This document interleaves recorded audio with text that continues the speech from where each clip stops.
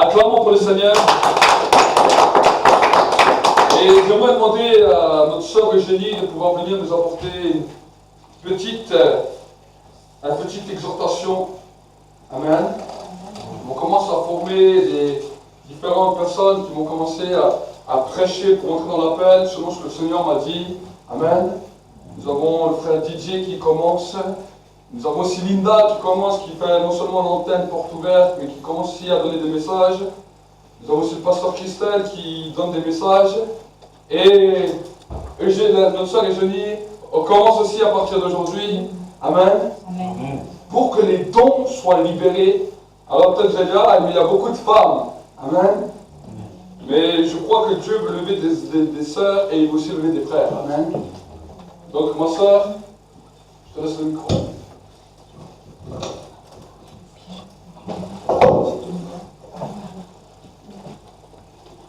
Alléluia. Amen. J'ai un petit message à partager avec vous. Psaume 1, verset 1. Verset 1 à 2. Il dit, heureux l'homme qui ne marche pas selon le conseil des méchants et qui ne s'arrête pas sur le chemin des pécheurs et qui ne s'assied pas sur le banc des moqueurs, mais qui trouve son plaisir dans la foi de l'Éternel. Amen. Et j'ai 1 Corinthiens 6, verset 20, qui dit, car vous avez été rachetés à un grand prix. Glorifiez donc Dieu dans votre cœur et dans votre esprit qui appartient à Dieu. Amen. Amen. J'ai 1 Corinthiens 7, verset 23, qui dit, vous avez été rachetés à un grand prix. Ne devenez pas esclaves des hommes. Amen. Amen. J'ai pris les 3 passages là pour vous exhorter un peu. Parce que nous avons été rachetés à un grand prix et personne ne sera surpris. Il y a des moments qu'on passe, en tant que chrétien, des fois on passe des moments difficiles. Et on cherche des conseils chez les païens, chez les gens qu'on connaît. Comment on peut faire ci, on peut faire ça. Mais nous, on est dans le monde, mais on ne fait pas partie de ce monde. Ouais. Non. On a des amitiés, des fois, qui ne nous arrangent pas. Moi, j'ai coupé beaucoup d'amitiés. Je vis avec mes enfants. Quand ça ne m'arrange pas, je dis non. Il y a des fois, je passe des moments difficiles. Je vis seule. Je connais une amie qui est une mamie. Un jour, j'étais chez elle. Elle me dit, elle a fait venir un monsieur qui est marié. Sachant qu'il est marié, ce monsieur, il me dit, ah, ce monsieur t'ira bien, hein? Mais comme sa femme est au pays, mais comme tu vis seul avec des enfants, ça serait bien que tu restes avec ce monsieur. J'ai dit à la dame que je suis dans le monde, je ne fais pas partie de ce monde. C'est un genre de choses, je ne le ferai pas. Amen. Je préfère rester seule. Mon temps n'est pas encore arrivé. Quand mon temps arrivera, je vais trouver mon nom. Et je suis partie. Amen. Et à partir de ce jour, j'ai coupé le pont avec cette dame. Parce que, en disant qu'elle est chrétienne, mais une chrétienne en plus ne peut pas me dire ce genre de choses. Parce qu'elle n'a pas la crainte de Dieu. La sagesse, nous qui sommes chrétiens, nos sagesses, c'est la crainte de Dieu. La base, c'est la crainte de Dieu. Aimer Dieu. Il ne faut pas marcher selon les païens. On marche comme les païens, non. Ça ne nous arrange pas. On tombe dans le trou, des fois. Bon, un jour encore, j'étais là. Il y a l'ex de mon cousin qui me dit, Jenny, est-ce que ça te dit qu'on aille danser en boîte? J'ai dit non. Tu veux m'amener où là? Ce genre de choses, je ne le ferai pas. Ma place n'est pas là-bas. Donc, en tant que chrétien, des fois, et des fois même, si ça nous dépasse, prions, cherchons Dieu. Si Dieu te dit jeûne, tu jeûnes. Des fois, moi j'ai passé par des moments très très très difficiles. Heureusement qu'il y a vous dans l'église, Daniel, Chantal, pasteur, tout le monde dans cette église. Ça a été difficile pour moi, mais je suis une femme. Mais j'ai des hommes qui me drapent de gauche à droite, mais qui ne connaissent pas Dieu. Je sais que quoi? C'est le piège que le Satan me tente. Je ne vais pas livrer mon corps pour avoir de l'argent, pour nourrir mes enfants. Non, je dis non, mon heure arrivera. Je sais en qui j'ai cru. J'ai un Dieu qui ne trompe pas, qui ne ment pas. Il a un temps pour tout. Donc, j'ai cette petite exhortation à partager avec vous. Des fois, si le Saint-Esprit vous dit de jeûner, jeûnez. Des fois, dans le jeûne, Dieu ne parle pas de suite, ça met du temps. Mais il faut rester à l'écoute. Mais des fois, c'est la veillée. Des fois, je ne dors même pas, je reste au salon, je prie. Des fois, je reçois par la veillée. Des fois, c'est dans la journée que je reçois. Je suis tout le temps fermée dans ma chambre quand je lis. J'interdis à mes enfants. Quand je suis dedans, personne ne toque pas. Ah, Sarah même sait, elle connaît le code. Ah, quand quelqu'un appelle sur le fils, elle dit, maman, elle est occupée parce que je suis dedans. Là, parce que je cherche, vaut mieux que je reste avec mon Dieu, en contact avec le Saint-Esprit, et de perdre mon temps au téléphone, de papoter, de raconter, de critiquer, de dire des choses. C'est pas ça nos places. Nos places, c'est le Saint-Esprit, la crainte de Dieu, la base, c'est ça. Cherchons Dieu davantage. Même si ça tarde, ça viendra toujours. Parce que Dieu ne reçoit jamais. Amen. Amen. Amen.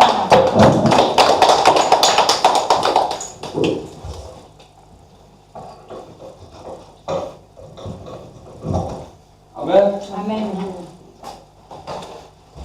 Mon frère Rémi vient. Il avait reçu quelque chose, il m'a demandé. Bien, Dieu du Seigneur lui a parlé quelque chose. Je tremble, mais c'est la première fois que je parle de ça. Ce matin, j'étais dans la voiture, et puis j'ai ma petite Bible, et puis j'ai lu ce matin, et puis je ne sais pas pourquoi, je suis entré ici, et j'ai jamais rien donné à l'église, et puis j'étais là, je me suis dit, est-ce que je mets dans ton couvert? J'ai pas beaucoup d'argent, on n'est pas dans la peine. Alors j'étais là, je me suis dit, il faut que personne le voie. Maintenant je le raconte, mais personne ne devrait le savoir. Et puis je me suis dit, bon, j'avais un petit peu d'argent, j'ai mis à gauche et à droite. Je me suis dit pour le pasteur, parce que le pasteur a ses difficultés, et pour le Seigneur. Et puis ce que j'ai vu maintenant, je vais vous le dire, parce que c'est un message que j'ai vu ce matin. Amen. Condamnation du formalisme religieux, c'est dans Matthieu 6. Gardez-vous de pratiquer votre justice devant les hommes pour en être vu autrement. Vous n'aurez point de récompense auprès de votre Père qui est dans les cieux. Donc, lorsque tu fais l'aumône, ne sonne pas de la trompette devant toi, comme font les hypocrites dans les synagogues et dans les rues, afin d'être glorifiés par les hommes. Je vous le dis en vérité, ils ont leur récompense. Mais quand tu fais l'aumône, que ta main gauche, c'est ce qui m'avait choqué, que ta main gauche ne sache pas ce que fait ma main droite, afin que ton aumône se fasse en secret. Et ton Père qui voit dans le secret te le rendra. C'est ce que j'ai, et ça m'a vraiment touché ce matin, et puis c'est exactement le message que vous avez. Amen. Amen. Nous avons un seul Saint-Esprit, et le Saint-Esprit confirme toujours sa parole. Amen. Amen. On ne souhaitait pas parler, on ne savait même pas que tu allais le dire. Ça fait depuis dimanche dernier, on n'était pas eu en contact ensemble. Mais le Seigneur lui-même met les contacts. Amen. Prions ensemble pour un instant. Merci Seigneur pour ces différentes paroles que nous avons pu entendre. Bénis les uns, bénis les autres. Bénis aussi Seigneur les ministres qui commencent à se lever dans l'église. Seigneur, mon Dieu, mon roi, continue, Seigneur, à investir encore d'autres hommes, d'autres femmes, Seigneur. Et que l'Église devienne, Seigneur, mon Dieu, mon roi, un terrain, Seigneur, un champ, Seigneur, mon Dieu, mon roi, un champ de formation et d'envoi de disciples.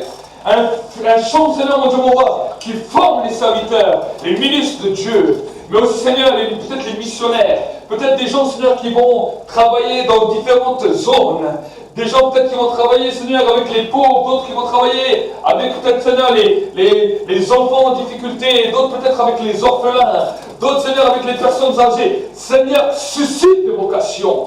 Et que, Seigneur, le royaume de Dieu commence à prendre le terrain, là où l'ennemi a voulu détruire, là où l'ennemi a voulu prendre lui-même son terrain. Seigneur, nous voulons déclarer, Seigneur, que c'est toi qui amène le changement. Merci Saint-Esprit, c'est toi qui bénis encore ce message que nous allons entendre. Nous te bénissons de ton grâce dans le nom de Jésus. Amen. Acclamons pour le Seigneur. Amen. J'ai beaucoup aimé aussi l'exhortation de notre soeur avant, qui nous appelle toujours à nous confier à Dieu. Amen. Vous savez, parler, le monde nous dit qu'il faut toujours parler. Parler de tout ce qu'on ressent, parler de, vous savez, vous allez chez un psychologue, il va vous dire, assis, allongez-vous, commencez à parler là où vous souffrez, commencez à dire ceci. Mais vous savez, quand tu vas dans une séance comme ça, tu vas ressortir et tu vas encore plus penser, parce qu'elle va aller toujours plus loin dans la profondeur, et les gens seront toujours plus oppressés, toujours plus en dépression. Pourquoi? Parce que la Bible nous dit malheur à l'homme qui se confie à l'homme. Amen. Malheur à l'homme qui se confie à l'homme. Pourquoi? Est-ce que l'homme peut amener une solution à ta vie? Il peut amener jusqu'à un certain niveau, mais au niveau de l'esprit, il sera bloqué. Parce qu'il n'est pas le constructeur de ta vie. Est-ce que vous savez? Amen. C'est pour cela que quand un mécanicien commence à bricoler la voiture, s'il n'a pas certaines consignes du constructeur, ta voiture ne ressemblera à plus rien. Il est toujours obligé de retourner auprès du constructeur pour connaître les normes de fabrication pour que son travail puisse réussir. Amen. Amen. Malheureusement, pourquoi je vous dis cela? C'est pour cela que cherchez le conseil, premièrement auprès de Dieu. Ensuite, si vous allez voir un homme de Dieu, l'homme de Dieu va vous donner un conseil d'après l'ordre du constructeur. Mais ne cherche pas chez les gens qui ne croient pas en Dieu, qui n'ont aucune connaissance de Dieu. Parce que sans norme du constructeur, ils feront un désastre terrible dans ta vie. Amen. Un désastre terrible dans ta vie. C'est pour cela qu'aujourd'hui, nous bâtissons toujours plus d'hôpitaux psychiatriques, nous bâtissons toujours plus des choses de cure, où des gens vont pour essayer de calmer leur esprit. On essaye de faire venir toutes les choses qui viennent des pays de l'Orient, toutes les choses du Japon, toutes les choses de Chine, toutes les genres de médecine que vous voulez. Mais l'homme est toujours plus malade.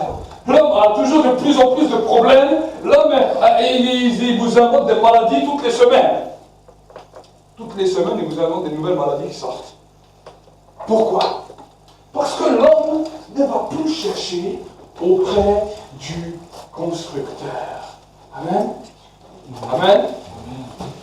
Alors il est vrai qu'il y a des choses, des fois, nous pouvons, je ne vous ai pas dit n'allez plus chez les docteurs. C'est pas ça que j'ai dit.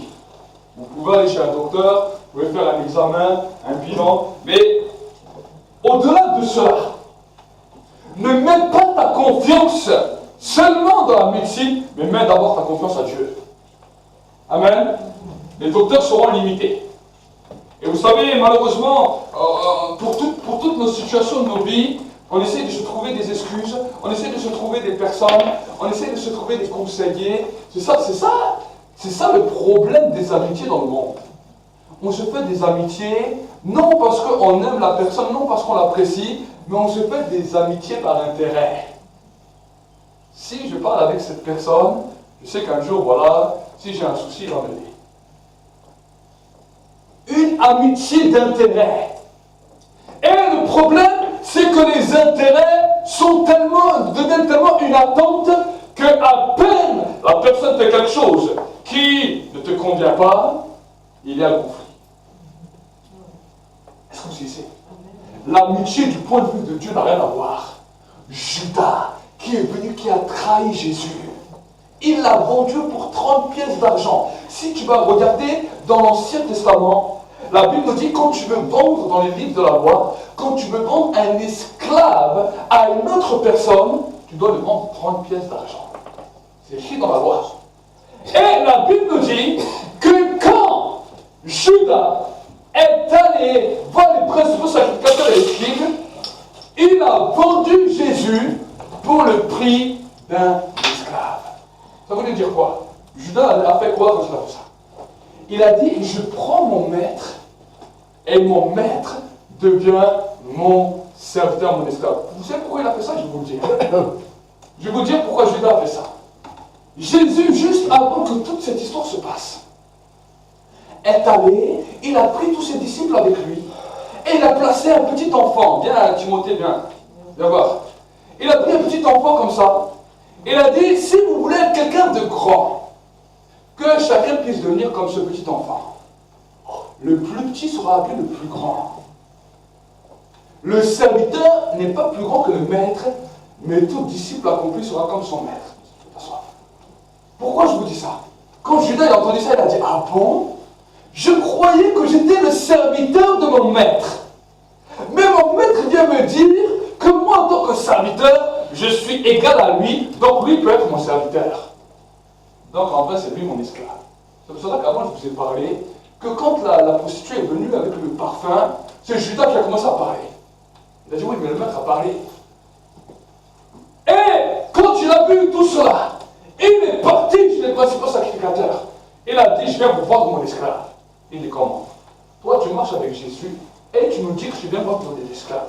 Il dit, oui, c'est moi qui suis en responsable. C'est moi qui suis le trésorier de Jésus. C'est moi qui le suis partout. C'est moi qui gère ses campagnes. C'est moi qui gère tout ce qu'il fait. Donc, c'est moi qui ai un droit sur lui. Il a dit, demande à tes disciples. Il a dit que le serviteur n'est pas plus grand que son maître, mais tout serviteur accompli sera comme son maître. Alors, les sacrificateurs, ils regardent leurs disciples. Ils disent, est-ce que Jésus a dit ça? Oui, parce qu'ils écrivaient tout pour pouvoir le contrer, pour pouvoir le juger.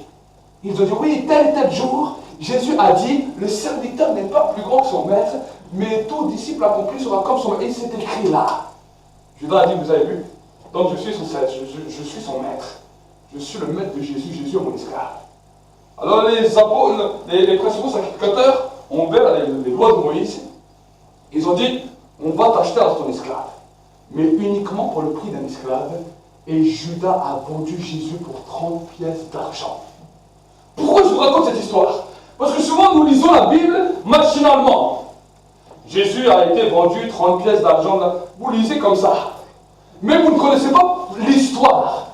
Va voir la police, dis je viens livrer quelqu'un qui a fait. Mais ils vont te demander, ils vont te questionner, ils vont te poser des questions du pourquoi, du comment. Ça va pas se passer en 5 minutes. Seulement après, quand tu es devant ton téléviseur, tu vas entendre telle et telle personne a été arrêtée parce qu'il a fait ça. Ils ne disent pas plus. Mais avant, il y avait une enquête. Avant, il y avait des paroles. Et pour pouvoir arrêter Jésus, les principaux sacrificateurs savaient qu'ils ne pouvaient pas l'arrêter comme ça. Ils ont essayé avant. Ils ont essayé de l'arrêter plusieurs fois. Ils n'arrivaient pas. Ils n'avaient aucun mandat valable. Mais quand Judas est venu, il a dit, Jésus est devenu mon esclave pour que toi tu sois libre. Amen. Jésus est devenu mon esclave. Donc je vais le vendre au prix d'un esclave. Comme Joseph a été vendu par ses frères, Jésus a été vendu par Judas. 30 pièces d'argent. Amen. Et c'est pour cela que quand il est arrivé avec les maîtres, avec les gardes, il est arrivé avec les gardes, il est allé lui faire un baiser. Vous savez pourquoi? Parce que les gardes étaient à côté. S'il aurait dit, salut mon maître, les gardes lui auraient dit, mais tu te moques de nous, tu nous as dit que c'est ton esclave. Il est venu, lui a fait un baiser, et il lui a dit dans l'oreille, Rabboni, maître. Jésus savait déjà les choses. Il a dit, c'est par un baiser que tu viens de livrer le Fils de l'homme. Amen. Jésus aurait pu dire, qu'est-ce que mon serviteur vient vous emmener? Qu'est-ce qu'il vous a donné? Mais Jésus l'a fait Parce qu'il fallait que s'accomplisse tout ce qui était écrit. Amen. Et Jésus ne lui a pas dit, ah, tu es vraiment un sale traître. J'avais confiance en toi, Judas. Je croyais que je pouvais avoir confiance en toi. Jésus lui a dit, mon ami, fais ce que tu as à faire. Ça, c'est la dimension d'amitié de Dieu. Quelqu'un vient de le trahir, de le vendre. Et il lui dit, mon ami, nous, en tant qu'hommes, jamais de la vie, quelqu'un ne t'a même pas vendu. T'imagines? Juste seulement, il a parlé mal de toi. Juste seulement, il a dit quelque chose qui ne te plaisait pas. Il a le droit à tous les noms d'oiseaux. Alors imagine, il va et il dit, je prends cet homme et je le revends. Il te revend comme un esclave. Alors là, tu vas faire quoi? Tu vas le maudire toute ta vie. C'est pire. Des fois, certains viennent me voir et me dire, ah, mais pasteur, vous ne savez pas ce que cette personne a fait. Ah, vous ne savez pas ceci. Après, je dis, même si je le saurais, je suis encore là vivant. Et Dieu nous a donné une arme, ce qu'on appelle la puissance du pardon. Amen. Amen. Le pardon est une arme qui nous libère. Nous avons tous des choses dans lesquelles nous avons fait des choses dont nous nous reprochons. Des choses qui viennent nous tourmenter. Vous savez, j'aimerais vous parler de quelque chose. Et j'aimerais vraiment vous dire quelque chose ce matin. Ne suivez pas Dieu uniquement pour le ciel, sinon votre marche risque de s'arrêter à un moment ou à un autre. Pourquoi je vous dis ça? Certains chrétiens viennent à l'église seulement pour ne pas aller en enfer. Parce qu'ils ont peur de l'enfer, et ils se disent, moi je veux être au ciel. Au début, il est vrai que tu peux te convertir à cause de cela. Mais si tu continues toujours dans ta marche chrétienne, dans cet objectif, tôt ou tard, tu t'arrêteras. Parce que dans la marche avec Dieu, comme notre sœur l'a dit avant, des fois, l'être humain peut passer par des situations plus ou moins hautes. Amen. La Bible nous dit, le juste peut tomber 10 fois, mais l'Éternel le relève toujours. Et les premières choses que Dieu va commencer à faire dans la marche du croyant et dans la vie de tous les jours que tu as à faire avec Dieu, c'est qu'il va commencer à secouer les choses dans ta vie pour que les choses qui ne sont pas bien construites puissent être reconstruites. Pour que les choses qui étaient tordues puissent être redressées. Amen. Alors, si seulement tu t'es converti à Dieu parce que tu avais peur d'aller en enfer, la peur de la mort sera toujours là. La peur de la mort sera toujours là. Et la crainte peut-être d'une maladie, la crainte de ceci, la crainte de cela. Et l'activisme religieux va venir entrer. Au lieu de prier Dieu parce que tu aimes Dieu et tu veux passer du temps avec lui, tu vas établir ton programme de prière où tu vas énumérer toutes les maladies qui existent au monde. Seigneur, que je n'ai le champion de cette maladie. Et Seigneur, j'ai senti un tel symptôme. Hein. Seigneur, garde-moi de cela. Garde-moi de cela. Et Seigneur, et tu peux passer 4 heures comme ça, 5 heures. Toutes ces prières ne servent à rien. Est-ce que vous savez? Pourquoi? Parce que ce n'est pas l'objectif de la rencontre de Dieu. Le premier des commandements que Dieu a donné au peuple d'Israël, le premier commandement de la loi est « Tu aimeras le Seigneur ton Dieu et tu l'adoreras lui seul. » Marcher avec Dieu. Et vous savez, c'est quelque chose que j'ai compris, et j'en parlais encore hier alors que je priais avec le Seigneur. J'étais en train de parler avec le Saint-Esprit et je lui dis, tu sais, je dis, si je marche avec toi, je dis, je te parle sérieusement, ce n'est pas parce que j'ai eu peur de l'enfer ou parce que je veux aller au paradis. Je dis, ça ne m'impacte même pas dans mon esprit. Je dis, mais si je veux passer du temps avec toi, c'est parce que je t'aime et parce que je sais qui tu es vraiment.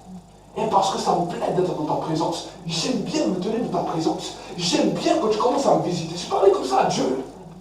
Et alors que je commençais à lui parler comme ça, le Saint-Esprit me parle et me dit, mais alors parle à mon peuple. Combien de personnes, combien d'hommes, combien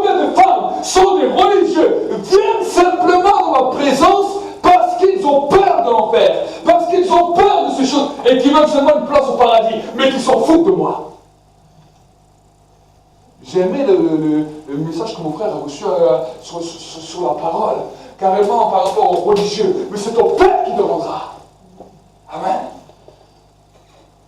Alors mon frère, ma soeur, quand tu commences à prier et que tu dis seulement, ah mais Seigneur, je suis suivi, je suis un bon chrétien, je ne fais pas trop de choses de mal, l'autre là c'est un pécheur, l'autre là c'est un mauvais, l'autre c'est... Arrête de parler comme ça. Dis Seigneur, ma motivation pour venir près de toi n'est pas pure. Change mon cœur et amène-moi d'une nouvelle dimension, que je puisse t'aimer tel que tu es. Que je ne puisse pas simplement dire je suis une religion, un mouvement. Pourquoi? Parce que avoir simplement peur d'aller en enfer va te faire venir à l'église. Mais dès que Dieu va commencer à parler clairement, tu vas commencer à réprimander Dieu. Ah non, moi je ne suis pas d'accord avec ça. Et je ne suis pas d'accord avec ça. Tu vas commencer à mener un combat de boxe. Mais à cause de la peur de l'enfer, il y a des choses que tu vas quand même accepter et d'autres choses que tu vas bouchonner. Mais ce que Dieu veut, c'est ébranler toutes ces positions qui sont levées dans ta vie pour que l'amour véritable de Dieu, l'amour véritable, au-delà de toutes les choses, peu importe ce qui peut se passer autour de toi, soit réellement là. L'apôtre Paul nous dira, non, rien ne pourra me séparer de l'amour de Dieu. Ni la vie, ni la mort, ni les persécutions, ni les dominations, ni les choses de ce monde ne pourront me séparer de l'amour de Dieu. Amen. L'apôtre Paul l'avait compris. Combien de fois il était tué, combien de fois ils l'ont lapidé, ils l'ont flagellé, ils l'ont mis en prison. Il s'est retrouvé à faire des jeûnes, non parce qu'il voulait jeûner, mais il était forcé de jeûner parce qu'il n'y avait rien à manger. Méprisé de tous. Quand il prêchait, il devait des fois le cacher parce qu'ils allaient le tuer. Mais à un moment donné, alors au milieu de toutes ces péripéties, il peut dire, Seigneur, si je te sers, c'est pas seulement pour une belle popularité, ou parce que je veux faire les choses religieuses, je l'ai fait avant de te connaître. L'apôtre Paul faisait ces choses avant de connaître Dieu.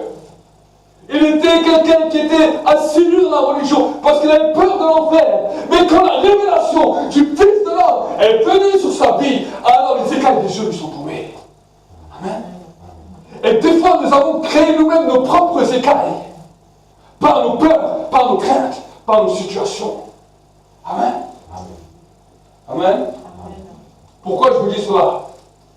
Parce que quand des fois, il peut nous arriver des situations difficiles, la mentalité religieuse va dire, Seigneur, mais pourtant j'ai prié, pourquoi il m'arrive ça? Mais pourtant, je suis venu à l'église, pourquoi il m'arrive ça? Le véritable amour de Dieu va faire, Seigneur, s'il m'arrive ça, c'est que toi, tu veux utiliser cette situation pour ta gloire et que tu vas encore me montrer combien tu es puissant. Quand j'étais en 2012 sur le lit d'hôpital et que les docteurs commençaient les diagnostics à me bombarder de diagnostics. Il a commencé par l'appendicite, après c'était la bile, après c'était une hépatite, après c'était un cancer. Et il me donnait des diagnostics. Je n'arrivais plus à manger, couché sur un lit d'hôpital. Chaque parole que le docteur donnait, je voyais mon épouse qui avait les larmes aux yeux, moi je le regardais avec un grand sourire. Parce qu'avant d'entrer dans l'hôpital, j'ai dit à ma femme, peu importe toutes les paroles que le docteur va me dire, je sais que ce n'était pas ces paroles que je veux entendre, mais Dieu peut me parler à l'hôpital. Et le docteur commençait, tous les diagnostics m'ont sorti. Chaque diagnostic, je regardais le docteur, couché, malade, avec une perfusion. Peut-être le docteur s'est dit, il est drogué. Mais ce n'était pas la drogue, ce n'était pas la morphine qui faisait cet effet. C'était l'assurance et l'amour de Dieu que j'avais. Je disais au docteur, moi j'ai un Dieu qui guérit. Chaque fois qu'il me disait quelque chose. Alors les premiers m'ont souri, c'est normal, l'appendicite, ils ont souri. Mais au fur et à mesure des diagnostics, le docteur, je pense qu'il devait se poser une question si j'étais pas un peu fou. Et quand je suis sorti du scanner, quand même le diagnostic final était tombé. Sur le diagnostic final, ils ont vu dans mon scanner que sur mon estomac, il y avait une poche d'eau qui était là, qui me bloquait. C'est à cause de cette poche d'eau que j'arrêtais pas de vomir, j'arrêtais pas d'avoir plein de problèmes. Et Et le docteur me disait la chose suivante, il faut qu'on fasse une ponction quand vous sortez cette poche, sinon quand vous allez manger, ça va remonter, ça va monter dans vos poumons, vous allez mourir. Ça c'est le diagnostic final du docteur. Moi je n'ai même pas écouté cela. Je me suis basé sur Dieu. Je n'écoutais aucune parole des médecins. Je restais comme ça dans cette attente de Dieu. Et le soir, après la parole du diagnostic, comme c'était le jeudi soir, depuis le mardi ou mercredi, c'était, je crois, j'étais à l'hôpital en train d'entendre diagnostic sur diagnostic. Le jeudi soir, j'étais mal, j'arrivais même pas à dormir. J'étais placé sur morphine, sur tout ce que vous voulez. Et là, à ce moment-là, alors que je suis là, mon épouse était à côté, la présence du Saint-Esprit a commencé à me visiter. Ma main est devenue électrique avec un bruit de scanner. Et j'ai gagné ma main. Je voyais ma main droite avec plein d'électricité. Et elle faisait du bruit. Je dis, qu'est-ce qu'elle passe, ma main? Ma main devient électrique. Et alors que ma main était comme cela, le Saint-Esprit m'a dit, mets ta main comme ça, touche pas ton corps. Et quand je mets ma main comme ça, je sens une décharge électrique qui rentre à l'intérieur de moi. Et j'ai commencé à passer comme ça tout mon corps. Et les décharges électriques ont commencé à travailler à l'intérieur de moi. Quand après j'ai enlevé ma main, j'étais totalement guéri. Mon épouse était à côté. Il m'a dit, le Saint-Esprit m'a dit, elle a telle et telle douleur dans son corps. Ne dis rien, pose seulement ta main. Je pose ma main, elle est en train de dormir, elle se réveille. Elle me dit, je sens de l'électricité dans mon corps, qu'est-ce qui se passe? J'ai enlevé ma main, elle était aussi guérie. Le lendemain matin, je me suis levé. Je n'avais plus aucune douleur, tout avait disparu. Je suis allé me toucher. Je me suis habillé. Quand l'infirmière était là, j'étais assis dans mon lit. J'ai dit, et quand le docteur vient? Il me dit, le docteur ne vient pas encore, il est en visite. J'ai dit, écoutez, si le docteur ne vient pas, moi, j'ai pas beaucoup de temps. Je signe une décharge, je pars. Elle était tellement énervée. Elle m'a dit, oui, mais si vous allez faire ça, vous risquez de mourir. Elle me dit tous les diagnostics. Je dis, moi, peu importe. J'ai dit, je signe la décharge, je sors. Elle est venue, elle était tellement fâchée avec moi, elle m'a pris la perfusion, elle me l'a arrachée. J'ai vu carrément la boucle sur le comme ça, elle m'a arraché la perfusion. J'ai signé la décharge. Elle a dit, de toute façon, si vous signez la décharge, si vous arrive quoi que ce soit, on ne veut plus rien savoir de vous. J'ai dit, peu importe. J'ai dit, moi j'ai un Dieu et que j'ai confiance. J'ai signé et je suis parti. Je suis allé au mardi, je ne pouvais plus manger. C'est vrai qu'avant, je ne pouvais plus manger. J'étais allé au restaurant, j'avais vomi, j'étais malade, j'étais couché. Je suis allé au magasin, j'ai acheté un gros paquet d'M&M's. J'ai dit à mon épouse, j'ai dit, tu vois, je dis, j'ai faim. J'ai dit, le docteur a dit que si je mange, je vais mourir. Mon Dieu à moi a dit que je suis guéri. Maintenant, on va voir qui c'est qui a raison. J'ai pas pris un M&M, j'ai mis ma main dedans. J'ai bourré toute ma main, j'ai bourré toute ma bouche. J'ai mangé et j'étais totalement guéri. J'arrive le vendredi soir à l'église. On m'amène une jeune fille de 13 ans qui pendant un mois hurlait tous les soirs. Tous les soirs, parce que son dos lui faisait terriblement mal. Les docteurs ne savaient même plus quoi lui donner. Ils ont dit, on ne peut plus rien faire pour cette jeune fille, elle fait que crier. Tous les soirs, elle hurlait. On me l'amène, une imposition des mains, elle guérit instantanément. Amen. Nous avons un Dieu qui guérit. Nous avons le Dieu de la grâce. Et j'aimerais vous dire que les situations des fois que tu passes dans ta vie, arrête de te plaindre, arrête d'en parler, mais fais confiance à Dieu pour que l'impossible devienne possible dans le nom de Jésus. Et si tu n'arrives pas à y croire, alors dis à Dieu, Seigneur, viens au secours de mon incrédulité, change ma pensée, change mon raisonnement, et que je commence à croire. Amen. La Bible dit quand le papa qui avait le fils épileptique est venu amener son enfant chez les disciples de Jésus. Les disciples de Jésus s'amusaient à prier. L'enfant épileptique, rien ne se produisait. Des manifestations étaient là, mais les disciples n'arrivaient pas. À un moment donné, la Bible nous dit que les disciples ont emmené cet enfant à Jésus. Jésus a vu le nom de l'enfant. La Bible dit que l'enfant a commencé à manifester. Jésus n'a même pas commencé à parler de l'enfant. Il a parlé avec le Père. Vous imaginez? L'enfant manifeste. Jésus ne s'occupe même pas de l'enfant, il parle avec le Père. Et le Père vient et dit, Seigneur, si tu peux guérir mon fils. Jésus le regarde et dit, comment si je peux? Tout est possible à celui qui croit. Si le Père aurait dit, ah, c'est ça la parole de Jésus, il serait parti, jamais son fils serait guéri, Jésus aurait laissé son fils comme ça. Mais la Bible nous dit que Jésus ne voulait pas entendre la plainte de cet homme, mais à un moment donné, cet homme a su ce qu'il fallait faire, il s'est mis au pied de Jésus, il s'est mis à genoux. il a dit Seigneur, viens au secours de mon incrédulité. Je peux croire.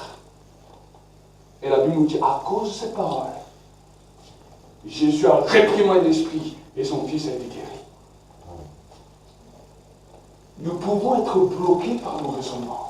Nous pouvons être bloqués par nos mentalités, vos plaintes et vos gémissements, à cause de vos problèmes, à cause que quelqu'un n'a pas été très gentil avec vous, à cause que peut-être une personne t'a pas dit bonjour, ou une personne t'a parlé un peu vif.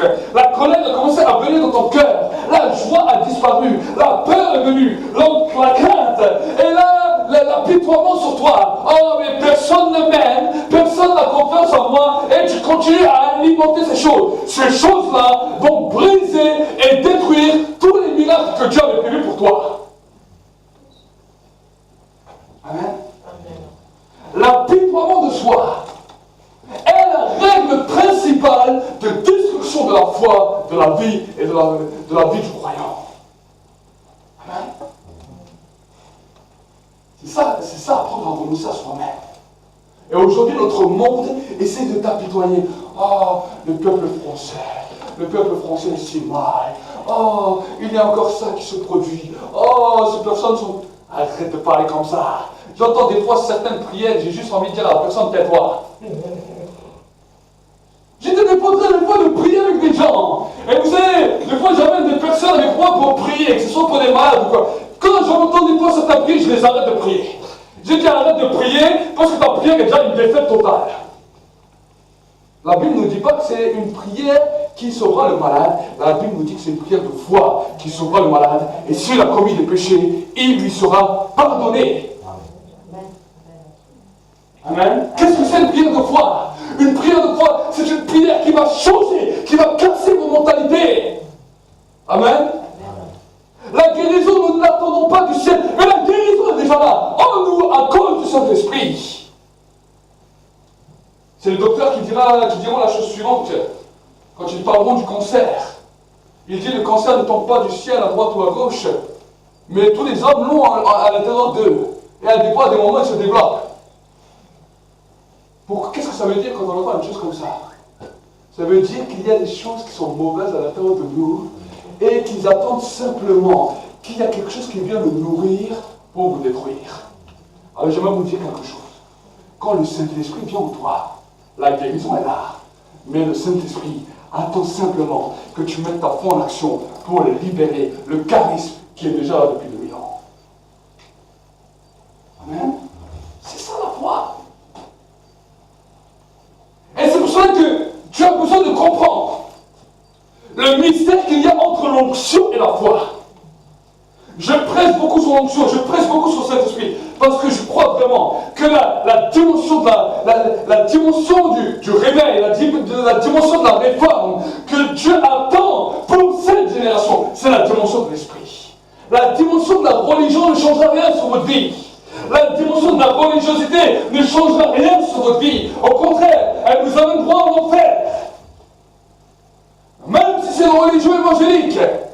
Je ne prêche pas, je ne défends pas un charisme de religion évangélique, pentecôtiste, charismatique, tout ce que tu veux. Mon but, c'est de défendre la vérité et de rendre témoignage de la vérité. Amen. C'est la vérité qui vous affranchira, la vérité qui vous rendra libre, pas une religion. Amen. Amen. Et pour pouvoir entrer dans la vérité, nous avons besoin d'être en contact avec celui qui nous conduit dans le sentier de la justice et de la vérité, le Saint-Esprit. Amen. Sans le Saint-Esprit, nous ne pouvons rien faire. Amen. Amen. Amen. Amen. Et c'est pour cela que la Bible nous dit que le Saint-Esprit est omnipotent, omniscient, omniprésent. Le Père est au ciel, le Fils est à sa droite, mais celui qui est Dieu sur la terre et dans le ciel, c'est le Saint-Esprit. Amen. Amen. Mais pourtant, même s'il est partout, il n'agit pas partout. Est-ce que vous savez? Même si le Saint-Esprit est partout, il n'agit pas partout. Mais il agit simplement quand un homme et une femme entrent dans l'obéissance à ce que Dieu dit et entrent dans la foi. Pourquoi je vous dis ça? Les gens prient dans le monde entier. Il y a les bouddhistes qui prient, Il y a les musulmans qui prient. Il y a les athées qui prient. Il y a les joueurs de foot qui prient. Tout le monde prie. Et pourtant, tout le monde n'est pas exaucé. Et même, des fois, au milieu du peuple de Dieu, il y a encore une fois un tri. Certains qui sont exaucés, d'autres jamais. Mais aujourd'hui, je ne vous dis pas ça pour condamner. Je vous explique pourquoi certains ne sont pas exaucés. Parce qu'il y a des choses dans vos vies, des pleurnicheries, toutes sortes de choses qui sont là pour t'apitoyer, qui sont là pour te rendre tellement faible, qui sont là, oh c'est tellement agréable de dire, oh personne ne me comprend, oh personne ne m'aime. Et si quelqu'un commence en plus à te parler comme ça, tu sais, il y a des fois certaines personnes, vous avez l'impression qu'ils sont ils sont en train de s'endormir. Mais c'est de la séduction. Le message de l'évangile, ce n'est pas reste comme ça. Jésus a dit, celui qui veut être mon disciple, qui renonce à lui-même, qu'il se charge sa croix et qu'il me suive. Amen. Amen. En d'autres termes, c'est si tu vas à la guerre, alors que tu rentres dans une armée, à l'armée, ils ne vont pas te dire le matin, il est 7 heures, il faut te lever. Ils viennent avec la trompette, et si tu ne comprends pas, ils te retournent le lit. Tu ne sais même pas ce qui se passe. Et ils te disent ici, c'est en garde d'amour. Ah, mais vous savez, monsieur, aujourd'hui, je ne vois. C'est pas mal, peu importe, tu prends ton sac et tu cours. Amen. C'est comme ça qu'on forme les soldats. Mais j'aimerais vous dire qu'après 1 ou 2 ans, ils ont une mentalité qui est une mentalité de fer. Amen. Amen. Au bout d'1 ou 2 ans, ils sortent droit. Le matin, ils se lèvent, ils ne se demandent pas est-ce que j'ai envie de me lever, est-ce que j'ai pas envie de me lever. Ils se lèvent parce qu'il y a un ordre qui a été établi. Il y a quelque chose qui s'est passé à l'intérieur d'eux. Et c'est comme ça qu'on formait les hommes à l'époque. Aujourd'hui, on se plaint, les jeunes ne sont plus des hommes, ils sont jusqu'à 30 ans, à 20, jusqu'à 1h, 2h l'après-midi, dans le lit, ils ne se lèvent plus, ils ne font rien. Pourquoi? Parce qu'il n'y a plus d'ordre. Amen. On est rentré dans une mentalité, dans un système qui apitoie tout le monde. Oh, tu n'arrives pas, c'est pas grave. Oh, tu as des problèmes, oh, c'est pas grave. C'est parce que tu n'arrives pas, parce que tu es faible. On est en train de rendre les gens complètement inaptes. Et dans le spirituel, dans les églises, on a suivi la même méthode. Ah, c'est pas grave, frère. Oh, le Seigneur comprend. Le Seigneur est amour. Le Seigneur, arrêtez-moi ces discours. Savourant stérile, savourant improductif, et ça peut vous amener droit vers l'enfer. L'amour de Dieu n'est pas la même dimension que l'amour de l'homme. L'amour de Dieu, c'est de pouvoir parler à l'homme en toute vérité. C'est ça l'amour de Dieu. Il peut te donner un message, il ne regarde pas sur ta pensée, il ne regarde pas sur ta personne, il dit je suis comme ça, accepte-moi ou refuse-moi. Moi je t'accepte comme tu es. À toi aussi de faire la même chose. Ça, c'est l'amour de Dieu. Amen. Dieu peut parler au pécheur comme à celui qui est riche, comme au pauvre. Il va leur donner le même message. Et il va dire, même si tu n'as rien, moi je te prends. Mais toi, apprends à m'accepter. Apprends que moi je ne vais pas m'apitoyer sur toi. Je vais tout te donner, mais je n'attends pas de toi un apitoiement. Je veux te guérir, je veux te restaurer, mais j'attends que tu renonces à toi-même et que tu me suives. Ça, c'est le message de l'évangile. Amen. Amen. Et si tu commences à comprendre cela, alors tu ne te plaindras pas. Alors que quelqu'un viendra se plaindre à toi et te raconter ses problèmes, des fois, il y a certaines personnes, je les arrête. Je te dis, c'est pas que je vous aime pas. Mais si tu me baratines pendant 40 minutes à me parler de tous les malheurs qui ont touché ta vie, alors moi, j'ai plus de foi pour prier pour toi. Laisse ma foi qui est encore là. Et toi, sois impacté par la foi. Et saisis-toi du miracle. Amen. Amen. Et c'est pour ça que des fois, je ne prends pas tout le temps pour écouter tous les problèmes de tout le monde. Je sais que tout le monde a des problèmes. Je sais que tout le monde a des difficultés. Mais moi, en tant que serviteur de Dieu, quand je me tiens devant vous, si j'ai écouté les problèmes des uns et des autres, et qu'après je dois venir prêcher, je vais devenir tout mou. Ah, Seigneur, cette personne, elle souffre. Ah, cette personne. Je vais devenir tout mou. Et vous n'aurez aucune solution. Vous allez partir. Ah, le pasteur, il a pensé à moi. Et tu vas repartir avec des problèmes encore pires. Amen. Amen. Amen. Mais quand tu viens à l'église, oublie tes problèmes, laisse tes problèmes à la porte. Dis Seigneur, je les laisse dehors, je sais que je vais prendre quelque chose d'autre, et quand tu parles, laisse-les. Amen. Dis aujourd'hui, je vais t'adorer, pas pour mes problèmes. Vous savez, des fois, quand on dit aux gens, on va commencer à prier, on va commencer à louer Dieu, c'est centré autour de toi-même. Un nombrilisme total. Seigneur, tu vois comme je souffre. Et Seigneur, et Seigneur, et Seigneur. Dis Seigneur, je viens t'adorer, peu importe ma souffrance. Je sais qu'en t'adorant, tu vas faire l'impossible. Et le miracle va se manifester. Alors peut-être les gens vont dire, oui, mais quand? S'il ne se manifeste pas aujourd'hui. S'il ne se manifeste pas aujourd'hui, ça veut dire que Dieu a déjà cassé quelque chose à l'intérieur de toi, mais que ton attachement pour ce problème est encore là. Quand le miracle est manifeste, ça veut dire que tu n'as plus d'importance. Tant que tu vois qu'il y a un grand problème, tu vois un petit Dieu. Quand tu vois un petit problème, tu vois un grand Dieu. Amen. Comment ton problème touche ta vie? Il y a des gens, ils dorment avec leurs problèmes. Il y a des gens, ils se lavent avec leurs problèmes. Vous imaginez? Vous êtes en train de passer le shampoing, le savon, vous êtes sous la douche. À un moment, vous devrez peut-être chanter, mettre un peu de musique. Non! Vous êtes sous la douche avec vos problèmes. L'eau de la douche n'arrive pas à vous les enlever. Ils restent collés. Et ta tête tourne. Tu veux devant un bon repas, tu tournes. Et si vous voulez connaître l'instant de vérité, bon, je ne vous dis pas de le faire, mais si vous voulez connaître l'instant de vérité, donnez un peu d'alcool et vous allez voir tout ce qui va sortir. Amen. Je vous ai pas dit ça, mais allez faire un tour une fois dans les bars. Les gens qui boivent beaucoup. Vous allez écouter un peu leurs paroles. Et vous allez voir. Mais peut-être demain, tu vas les voir au bureau. Tout droit. Bonjour monsieur, bonjour madame.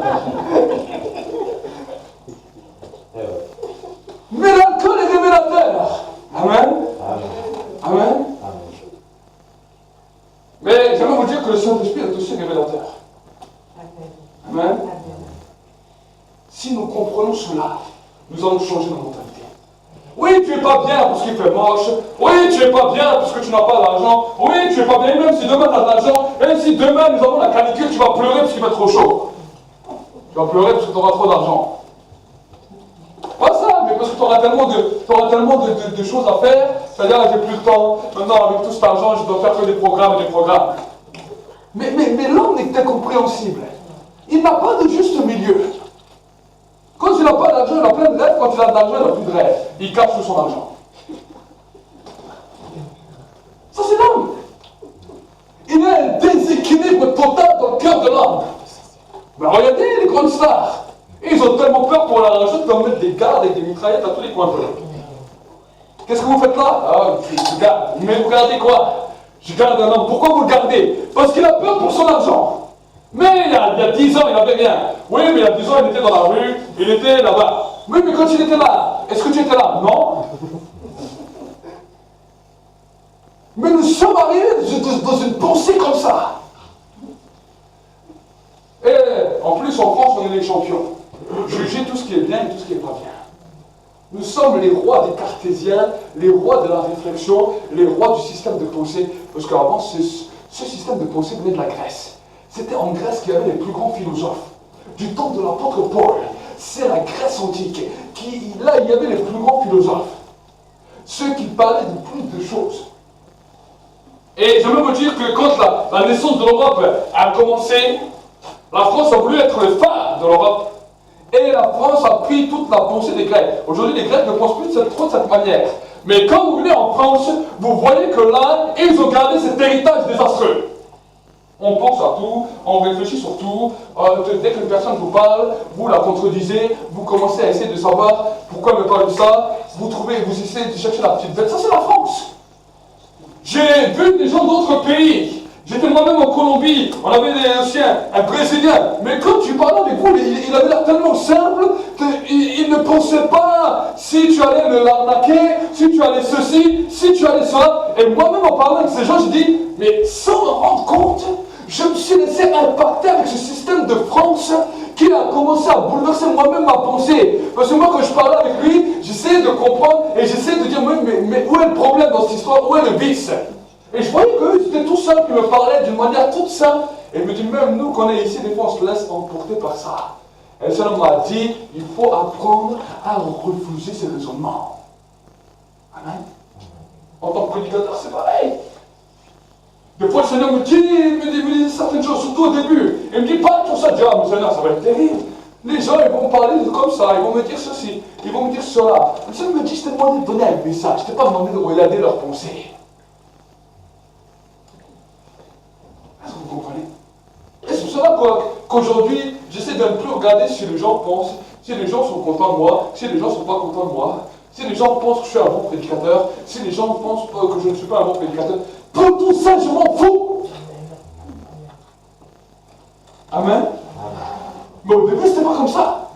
Je dis, oh Seigneur, mais tu t'imagines. En plus, Dieu me disait des fois des messages de donner. Je dis, mais Seigneur, c'est difficile. Pendant 1 heure, j'étais dans la prière, pas en train de prier, en train d'expliquer à Dieu comment les gens vont raisonner. Ça, c'est au début de mon ministère. Je dis, mais Seigneur, tu me dis de dire ça. Mais tu vois, ils vont dire ceci, ils vont dire. Et des fois, je ne disais pas. J'arrivais le premier dimanche, je ne disais pas. Après, je dis, mais Seigneur, tu vois, ils ont l'air tellement gentils, ils ont l'air tellement bien. Et jusqu'à que Dieu a commencé à me reprendre sévèrement. Il m'a dit, mais tu travailles pour qui? Tu travailles pour les hommes ou tu travailles pour moi? Dieu a commencé à me parler comme ça. Il dit, et alors, si même tout le monde ne t'aime pas, parce que je te donnais un message, est-ce qu'ils seraient devenus ennemis avec toi parce que tu leur dis la vérité? Et il m'a amené dans la Bible. Quand à un moment l'apôtre Paul parlait à une église, il a dit, serais-je devenu votre ennemi en vous disant la vérité? Je dis, ah, je ne suis pas le seul à être passé par là. Amen. Et des fois, quand j'allais, je disais les choses que Dieu m'avait dit. Et quand cela se passait, comme je l'avais dit à Dieu, j'ai dit, tu vois Seigneur, je te l'avais dit, et ils ont réagi comme ça. Et jusqu'à qu'après j'ai compris. Le Seigneur un jour m'a dit, tu sais, en pensant comme ça, c'est toi qui crée la situation. C'est toi qui dis, ils vont agir comme ça, donc porte ta foi sur ce que tu déclares. Il m'a dit, tu as la capacité de changer les choses. Et j'ai commencé à comprendre. Amen. Et c'est pour cela qu'aujourd'hui, maintenant, je sais que je peux parler même des fois des messages pointueux, des messages qui peuvent faire hérisser les poils, hérisser les cheveux, vous rendre électrique. Enfin, vous sortez d'ici, on vous demande quel genre de gel vous avez mis sur la tête. Pourquoi? Parce que je sais que vous recevez ce message avec joie et que ce message va produire du fruit en vous. Amen. C'est ce que je crois. Et si mes yeux voient peut-être le contraire, je sais que 98,9,10% aujourd'hui et demain 100%. Amen. Amen. C'est pour cela que je vous dis, n'essayez pas, quand il y a des choses des fois, même des choses que Dieu vous montre, même des choses que Dieu vous interpelle, vous savez, là où vous voyez qu'un message de Dieu vous a interpellé, c'est quand ensuite tu vas voir un autre frère, une autre sœur, tu vas commencer à parler de ce message pour que lui il essaie de donner un peu sa façon et pour que ça te calme un petit peu. Parce que ça t'a tellement excité à l'intérieur de toi que tu as besoin d'entendre un autre message qui te rassure. Mais en faisant comme ça, le diable va venir te prêcher. Si ce message t'a dérangé, c'est que ce message pose un problème dans ta vie, c'est l'alcool qu'on a mis sur une brûlure, sur une plaie, et ça te fait sauter au plafond. Si tu n'aurais pas de plaie, tu sentirais la fraîcheur. Mais parce qu'il y a une plaie, on met l'alcool dessus, tu sautes au plafond. Donc si ça te pose un problème, avant d'aller alerter toute la terre, alors avant d'alerter tous les frères et sœurs, et dire, ah moi je n'étais pas d'accord avec ça, qu'est-ce que t'en fais? Ne dis pas, va dans la prière et dis, Seigneur, je veux que c'est toi qui me montre, que c'est toi qui me confirme, que c'est toi qui me montre par ta parole ce que je dois entendre, ce que je dois accepter. Amen. Et alors tu verras que le Saint-Esprit commencera. Amen. Amen. Amen. C'est cela que nous devons comprendre. C'est cela qui a causé des problèmes dans les églises à travers tous les temps, à travers tous les siècles, qui a amené des divisions, qui a amené des problèmes, qui a amené des conflits. Les gens ont commencé à être blessés. Certains ont été blessés par la parole de Dieu, alors ils ont amené d'autres dans leurs blessures. Et ils se sont mis contre les hommes de Dieu. Ils ont dit, ah, ce sont les hommes de Dieu qui ont inventé ça. Les hommes de Dieu sont seulement là pour apporter un message. Amen. Amen. Mais l'auteur du message, ce n'est pas les hommes de Dieu, c'est Dieu. dans les hommes de Dieu, dans ce temps où eux-mêmes se sont aussi blessés par les gens. Et ils ont commencé à dire, il faut qu'on trouve quelque chose, un équilibre, pour que les gens soient d'accord. Un petit peu la parole de Dieu, mais on va pas trop mettre en pur, on va un peu diluer avec de l'eau. Vous savez, si on boit un peu trop de sirop, c'est trop sucré, on va mettre un peu d'eau. Et l'évangile a commencé à être dilué, mais en diluant l'évangile, on a dilué le Saint-Esprit. Et parce qu'on a dilué le Saint-Esprit, l'évangile a perdu sa puissance. L'évangile est devenu une simple religion dans laquelle les gens disent, c'est bon de venir à l'église. On entend tous les dimanches, Dieu est amour. Dieu nous caresse les cheveux. Dieu veut vous bénir. Dieu vous bénit. Mais on voit que les gens ne sont pas bénis. Et ils sortent, rien n'a changé. Ils sont venus même dans l'église, rien ne s'est produit. La présence de Dieu, ils ont été fermés. On aurait dit à la famille de Dieu. Amen. Alors les gens ils se disent, c'est parce qu'on doit connaître tous les versets de la Bible. Alors aujourd'hui on nous a créé une nouvelle sorte d'évangile. Tu prends tous les versets qui te plaisent, tous les beaux psaumes, tous les beaux trucs, et tu les répètes toute la journée pour être heureux. Et les gens ont commencé. On a fait toutes sortes de projets où les gens écrivent les plus beaux psaumes. C'est marrant, les choses où Dieu des fois il condamne, les choses où des fois Dieu on n'en parle pas. On prend que les belles choses et on les récite. Amen. Je vous dis, jamais je me suis mis à prendre un verset que j'aimais et à le réciter à tue-tête. Ça ne me vient pas à l'idée. Amen. Par contre, quand quelque chose me chiffonne, je parle de ça avec Dieu. Et dis, Seigneur, tu vois, toi tu dis ça, moi ma pensée n'arrive pas à comprendre, mais je te demande de me rendre réceptif et d'accepter ta pensée. Et des fois je combats. Je ne combats pas contre Dieu, je combats contre ma personne. Parce que ma personne est des fois dure. Alors je parle à Dieu. Amen. Mais là, vous verrez le progrès. Là, vous verrez l'évolution. Mais si tu restes dans tes pensées, dans tes préceptes, pendant 10 ans, tu vas nous faire la même rengaine. 10 ans, tu vas mettre le même disque. Et en plus, le disque, avec les années, et en plus, tu arrives à un endroit, tu as tellement déjà eu des problèmes avant, tu arrives à un endroit, en fonction de la tête des gens, en fonction de leur charisme, s'il est grand, petit, costaud, maigre, chauve, avec des cheveux, une moustache, blond, brun, brune, peu importe, tu vas dire, lui il est brun, là, lui c'est un brun, avec celui-là je vais avoir des problèmes. Là les Africains, ça va, eux je peux leur raconter tout, ils vont toujours me sourire. Là le Chinois, quand lui je vais lui dire quelque chose, il va vouloir me vendre sa camelote. Et l'autre, et tu viens avec des pensées qui sont fausses. Après, tu viens à l'église, voilà. Est-ce que vous avez parlé de Dieu? Le pasteur vous dit, est-ce que vous avez parlé de Dieu à vos compatriotes? Mais vous savez, pasteur, les gens sont durs, ils ne veulent rien entendre. Les gens ne veulent pas écouter. Des fois, plusieurs fois, ils m'ont dit ça. J'ai dit, il n'y a pas de problème, je viens, présente-moi les gens. Et c'est marrant, quand je viens, les gens, ils acceptent. Je dis, il y a un problème. Et eux-mêmes, ils me disent, mais vous, c'est normal, vous êtes l'homme de Dieu. Et pas les gens me disent, vous, c'est normal, vous êtes l'homme de Dieu. C'est pas la question, c'est normal. C'est la question que toi, tu es venu avec tes pensées. Eux, ils ont leurs propres pensées. Et si toi, tu n'as pas la pensée de Dieu, ça va être ton confrontation, pensée contre pensée, contre pensée, contre pensée. Est-ce que vous ici? Mais si tu viens avec la pensée de Dieu, c'est marrant, c'est comme si tes pensées sont anesthésiées. Il y a une paix qui se balade à l'intérieur de ton esprit. Tu marches, tu sens la paix. Tu vois une personne, tu ne vas pas commencer à la juger sur la manière dont il est habillé, sur la manière dont il est coiffé, sur la manière de sa tête, s'il est fatigué ou quoi. Tu vas l'accepter comme une personne et tu vas te dire, ok, t'es comme ça, t'es comme ça. Dieu t'accepte comme tu es. Mais toi, est-ce que tu acceptes Dieu comme il est? Amen. Nous avons trop d'idoles dans nos cœurs, trop de façons de croire que Dieu est comme ça.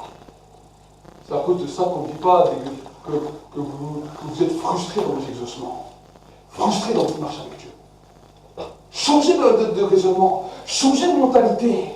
Dis Seigneur, je vais accepter à t'accepter comme tu es. Et si les gens me posent la question comme tu es, je leur dis comment tu es.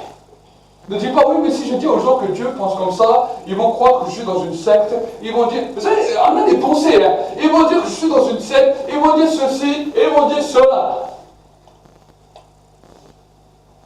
Un jour, un homme est venu chez moi, qui ne connaissait pas Dieu. Il me dit, ah, mais chez vous, il faut aussi donner à votre Dieu un pourcentage. Je lui ai dit, oui, et alors? Dans le pays de France, quand tu viens, ils te demandent aussi un pourcentage sur ton salaire et tu ne gagnes pas. Amen.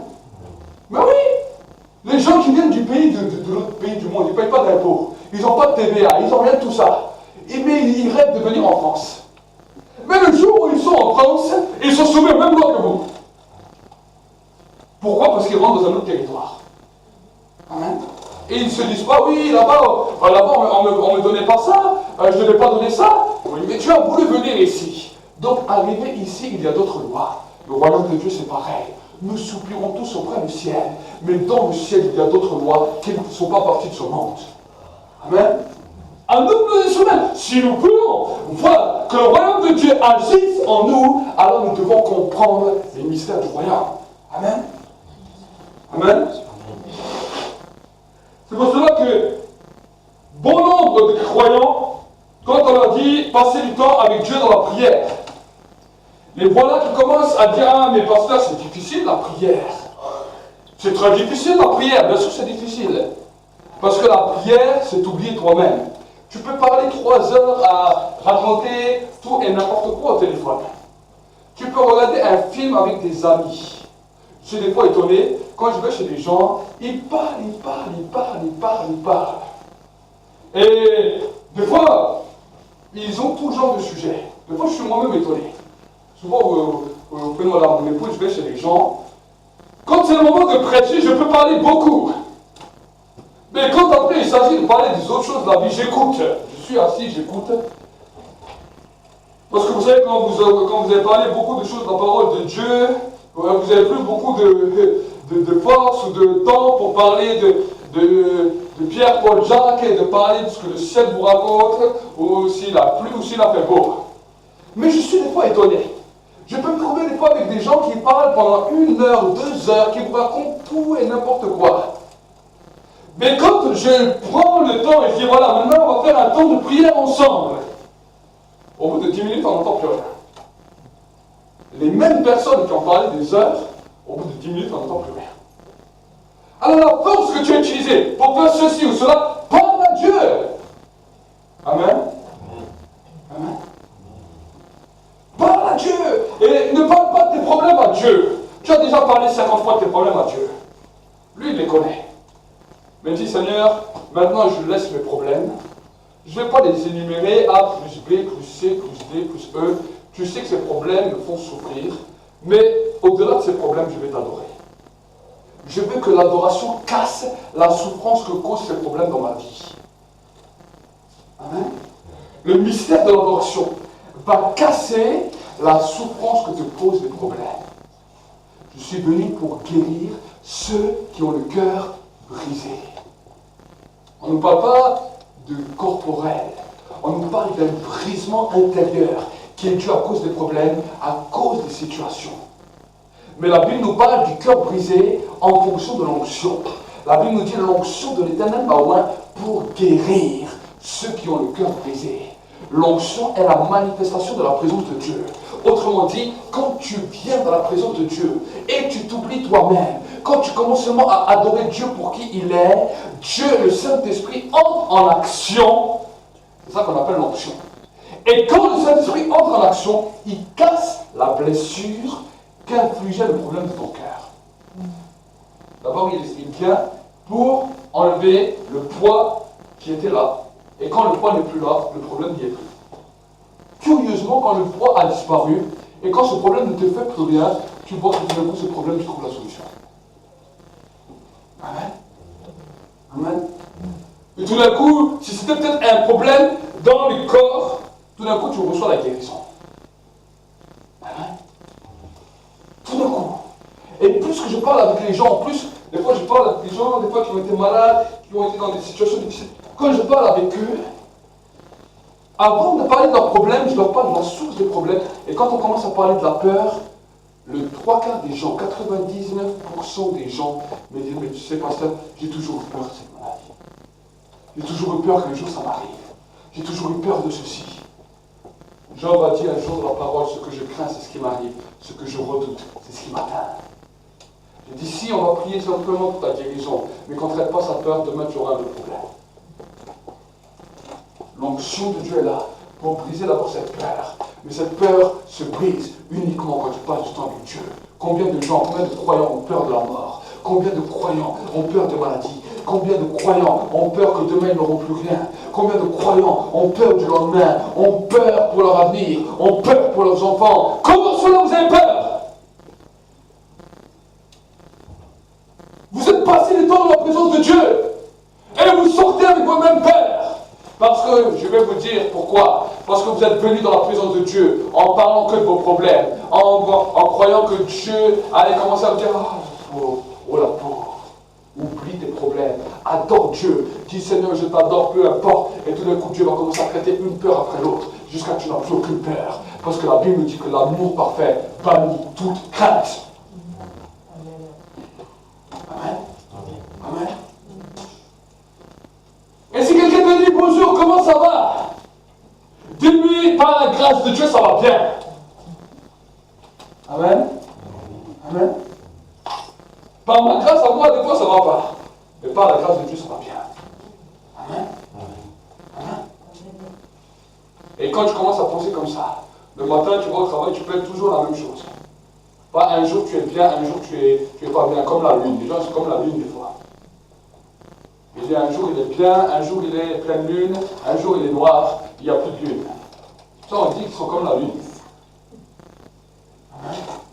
Certains gens, ils viennent, vous le voyez déjà, soit ils sont heureux, soit ils gueulent, soit ils n'ont même pas envie de parler.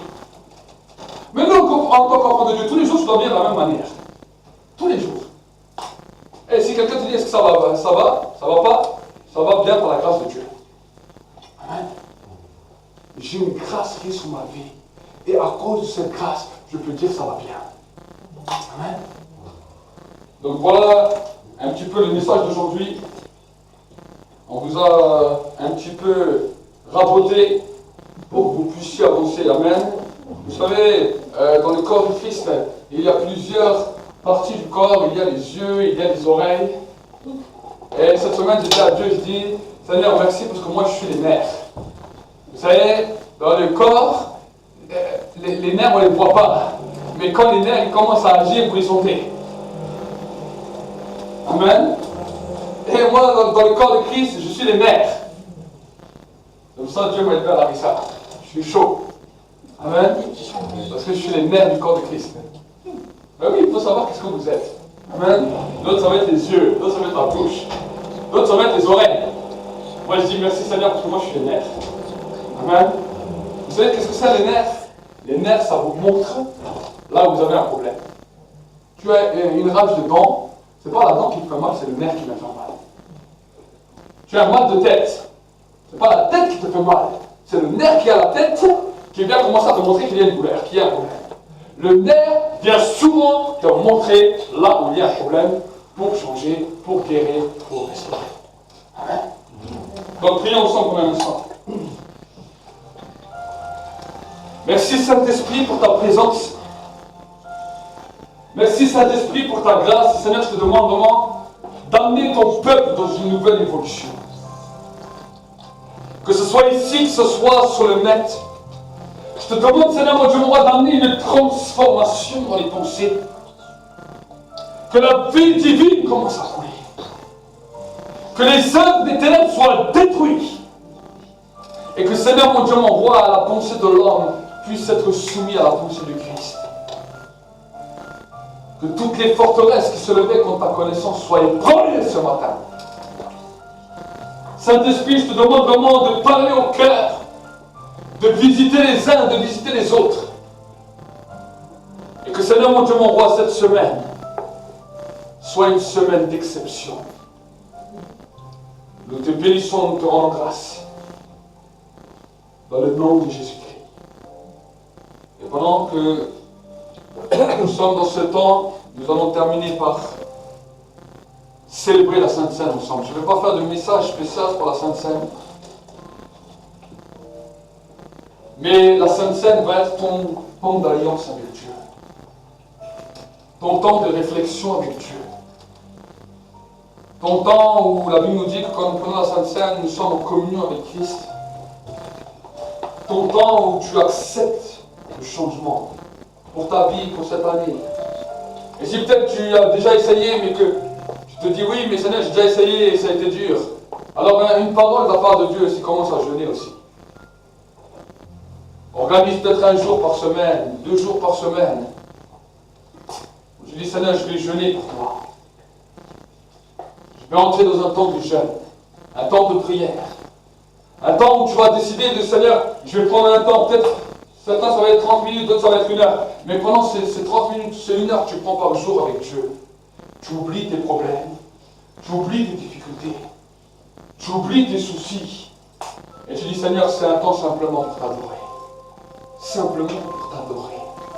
Simplement un temps où tu vas, dans cette adoration, traiter de mes peurs, traiter mes angoisses, traiter les souffrances, restaurer et guérir mon cœur.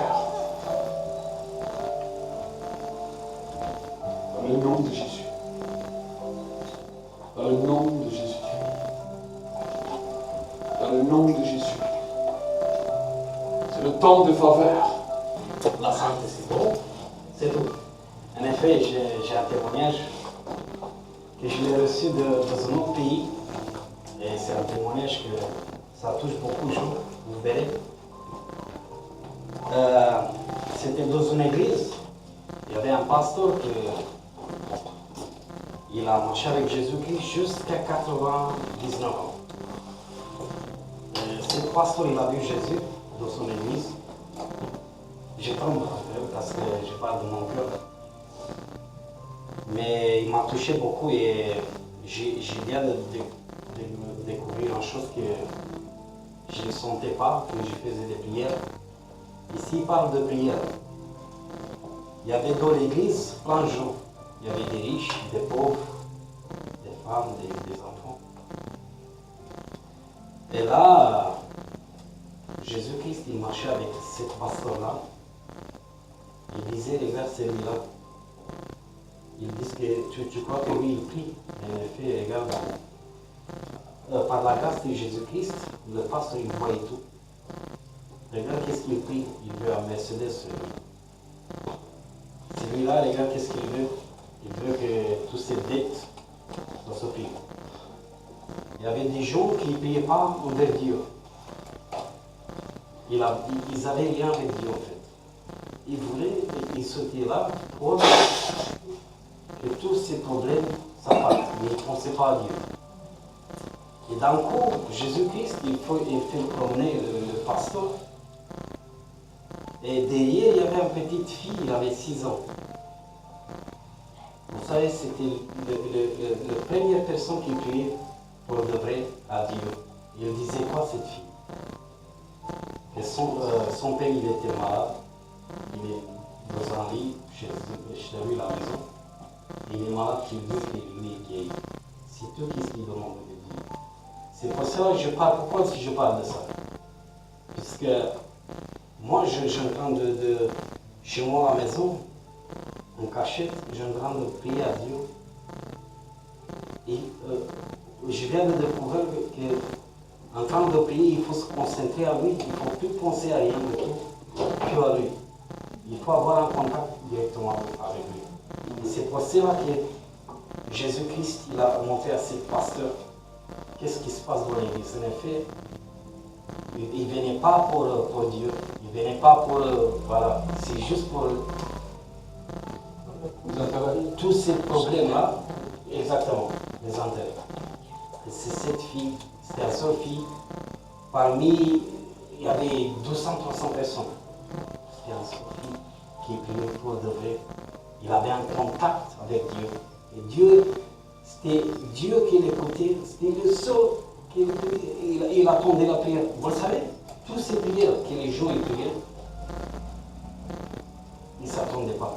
Dieu, il n'attendait pas. Tout ce qu'il parlait Dieu, les gens, vers Dieu. Mais le seul prière, c'est elle. On l'attendait. La sonde de cette fille-là. Dieu l'attendait. Mais le reste, c'était tout fermé. On dirait que personne ne veut l'autre. Et c'est pour cela que je vous dis qu'il faut qu'on prie, il faut qu'on ait un contact concentré avec Dieu. Pour moi, je dis pour moi, mais je vous partage aussi à vous. Amen. Merci beaucoup pour Amen. Amen. Merci pour ton témoignage.